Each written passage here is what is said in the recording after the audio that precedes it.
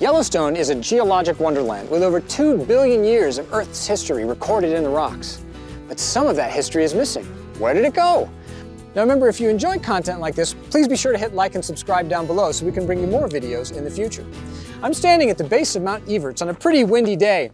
Mount Everts near Mammoth Hot Springs is made up of Cretaceous sediments. It's about 65 million years old and older, so when the dinosaurs were roaming the Earth, and it was mostly deposited on the margins of an inland shallow sea, sort of a coastal swamp. Maybe looked a bit like the Mississippi Delta does today. About 60 million years ago, the whole area started to uplift and no more rocks were deposited. That is, until 2.1 million years ago, when that layer right on top, that reddish layer, was deposited. That is the Huckleberry Ridge Tuff. It was erupted from a caldera-forming event in Yellowstone's system 2.1 million years ago. Where it comes into contact, there is about a 60 million year gap in Earth's history. We call that, in the geologic terms, an unconformity. Now, right at that unconformity, you can actually see some very interesting colors. There's the orange that's right in the marine sediment, and that's caused by baking of that sediment as the hot ash fell in the area. The white layer is the initial ash layer that came out when the eruption occurred. A black layer is a chilled layer of ash that came into contact with these colder rocks. And then you've got the very dense rock that forms the top of Mount Everts there.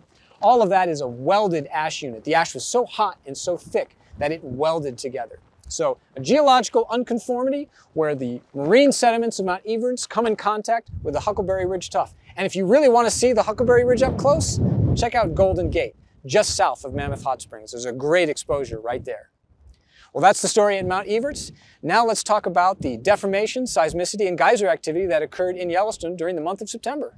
It was another pretty average month for seismicity in the Yellowstone region. The University of Utah seismograph stations located about 85 earthquakes during the month of September. The largest was a magnitude 2.8 that occurred as part of this cluster right here on September 10th, just to the northeast of West Yellowstone, Montana.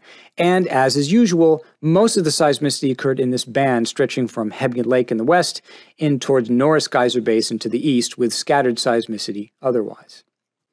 In terms of ground deformation, also a continuation of the same trends we've been seeing. This is vertical deformation at the White Lake GPS station on the east side of the caldera. Spans the last 2 years, and each one of these blue dots is 1 day's worth of data. Downward trends indicate subsidence, and upward trends indicate uplift. The overall subsidence trend continues. That's been going on since 2015 at a few centimeters, an inch or two per year. That's interrupted during the summer months, you can see here in 2022, and again in 2023 by a pause in that substance or even a slight amount of uplift. And that's caused as snowmelt and runoff from the spring percolates into the ground. It causes the ground to sort of puff up like a wet sponge. So no real changes in deformation, and we expect this sort of summertime pause in subsidence to roll over and the subsidence to resume perhaps in the next month. And finally, looking at Steamboat Geyser, the tallest geyser in the world. This is temperature measured in the outflow channel of the geyser, and these daily variations just show the temperature variations over the course of a day. The geyser channel was dry, wasn't much eruptive activity. That changed towards the end of the month when we see a lot of this up and down temperature variation.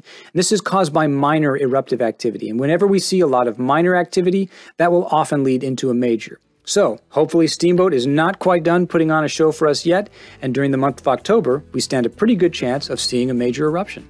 Well, that does it for the October 2023 YVO update. Please be sure to hit like and subscribe, and if you have any questions at all, you can email us at yvowebteam, that's all one word, at usgs.gov. Stay safe, stay healthy, stay warm, don't blow away, and we will see you next month. Bye-bye.